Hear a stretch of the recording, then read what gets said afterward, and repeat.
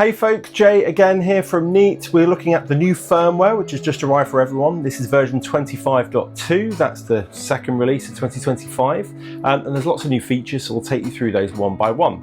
The first thing we're going to look at is the new framing option, which is manual framing.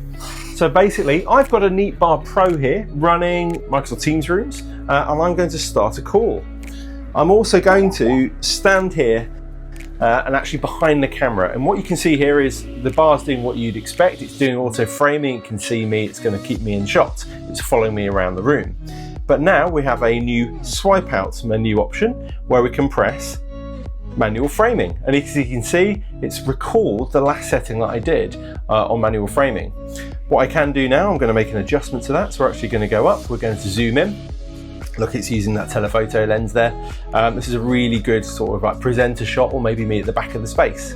Not a problem though, if I'm finished with that, I can then go back to individuals, and then it will go back to that normal kind of tracking framing, following me around the room. You can also see on here, we've got a new speaker focus mode. Now, I can't really present this very well today because I'm the only person speaking, but if somebody else was in this room, what it would do is they would start interjecting. It would do a two shot, so it will show a maximum of two people. And then what will happen is they will keep talking, and then it'll only show that person. When the next third person starts speaking in the call, they will then get a two shot with the last person speaking, and then it will cut to just them. So it's basically speaker focus all around the space using the sensor mics, and then it will make sure that it will only focus in on those people that are speaking. Something to really flag though is the Generation 1 devices, so the Neat Bar and the Neat Board do not have the sensor mics, so we don't have that option in those available, and the same for the Neat Frame. But all of our new generation devices, so Neat Bar Pro, Neat Bar 2, Neat Board and Neat Board 50 have the new speaker focus tool available for them. What's also important to note is that the manual framing is there available in the swipe out on the bars and on those boards. So here I have an example of dialing in on a board, and then you can see on the swipe out again we've got that manual framing option available for you now. The next feature we're going to talk about is about the instructions on the screen. So now with BYOD mode you can change what the instructions are. So here we've got a Neat Select bar. So this is the screen we've got the whole time when no one's connected any HDMIs or USB or something like that. In this case though, I've got instructions to say plug in HDMI and USB-A. That's fine if I was going to plug in both cables, but look, I've presented my users with a dongle or a nice box or something like underneath to combine it to single USB-C. So I'm going to change those instructions on screen. So I'm going to go to Neat Pulse, I'm going to go to press Neat Bar, and I can see in the system settings here, I'm going to change my cable instructions on screen to USB-C on their own. You press that, and you will see that will instantly change on the device there. I'm going to get my dongle now, and I'm going to connect that in. And hopefully now what happens is my laptop is now being used as a BYOD device.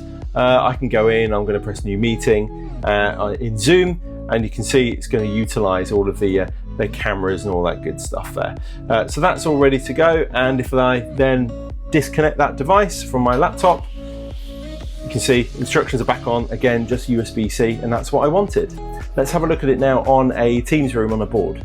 So this could be a Zoom room, this could be BYOD only mode, App Hub mode, whatever it was, but basically we've got a board, this could be one of our bars, and I've now got, I want to come out of Teams, I want to do some BYOD.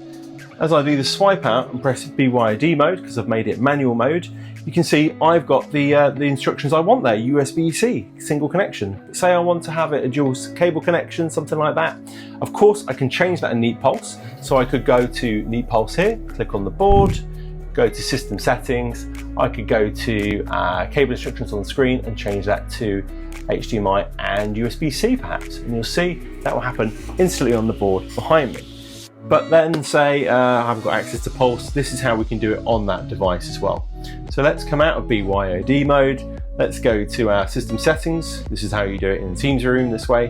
And we'll go to our system settings, we will go to USB connectivity, put in my password, and now within this we can see we've got automatic BYOD is off because that's how you get the menus up, and here we can change those cable instructions on the screen to USB-C.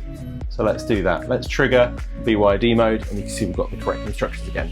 So that's the new instructions on screen within all of our BYOD modes. Another new feature we're launching for all of our second generation devices is 4K content ingest. This works really well with BYOD mode. This works also with Microsoft Teams rooms outside of a call. When you go inside of a call, it will be compressed to 1080, but we'll give that a bit of a go now. So we're outside of a call, and I've told this Board Pro to launch into BYOD mode, but it could just be doing content ingest. What we're going to do is we're going to plug that in, and you can see I'm sharing some YouTube 4K content of beautiful Norway there.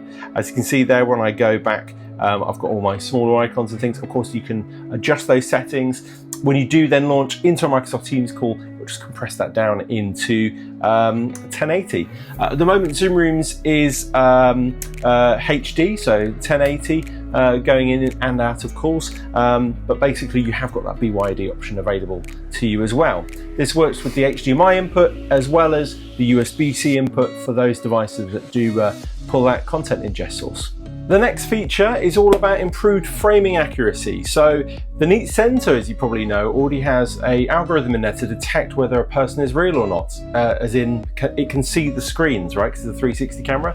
What we've done is we've made a toggle so you can now apply this to your front of room camera. This helps for if you've got screens that are quite tight down the side of the room, like repeater screens, or maybe other screens facing towards the camera or something. So what you can do is you can go into your device, you can go to settings, you can go to audio and video, and you can turn on screen detection. You can also do this from within Pulse as well. So I'm actually going to go on Neat Pulse here and click on my, I'm going to click on my Neat Board 50. I'm going to go down to audio and video, and I'm going to turn on screen detection. Now that's really, really good because that just gives you the option to have the boundaries open as wide as you want, or when you've got really big screens and things like that in play, it rejects all those people in the room that are on the screens. Admin password protection is now available on all of your BYOD only devices and your App Hub devices. That means that the system settings, most of them are hidden behind the padlock tool here, so you need to apply your password to make those changes, or of course you can go in and make those changes with Neat Pulse as well. It gives you an extra layer of security for your BYOD and App Hub devices. Another thing that's important to say as well, that BYOD only mode on all of our bars and boards is now out of beta. That's in conjunction with the new landing splash page instruction changes that we've got available for you now in this new release. Some other changes we've got is a better handling of unsupported HDMI format. So if you've got an 8K 120Hz input into the board, I'm afraid we don't support that, but that does mean we'll come up with a splash screen saying unable to share screen. Please try a supported format, as it were. There's a few other minor improvements as well. Looking at the list here, we've got the camera labeling. So within Microsoft Teams and Zoom, basically now when you go in there to choose your camera selection sources, it's a lot more obvious with a naming convention what those cameras are called. We've also got new smarter speaker detection available on the Gen 2 Neat Bar devices and Neat Board devices. This more accurately frames the active speaker. This is in conjunction with it now being available in that swipe out menu as well. It removes things like background noises or creaking chairs and things from being detected by the sensor mics, as maybe that's a person that wants to speak. Just the algorithm's getting smarter and smarter day by day. The Neat Board Pro also now has improved speaker volume thanks to the adjustments made in this release. You can now get a higher speaker output when you turn on the volume all the way up, and it'll be even more room filling with those speakers. Have a look at our release notes as well. In there you've got a list of bug fixes, you've got instructions on how to operate all of these new features, and in there you've got some instructions as well about the upcoming AOSP builds as well. If you've got any more questions, obviously reach out to myself, your local account managers, PSs, and we'll be happy to help.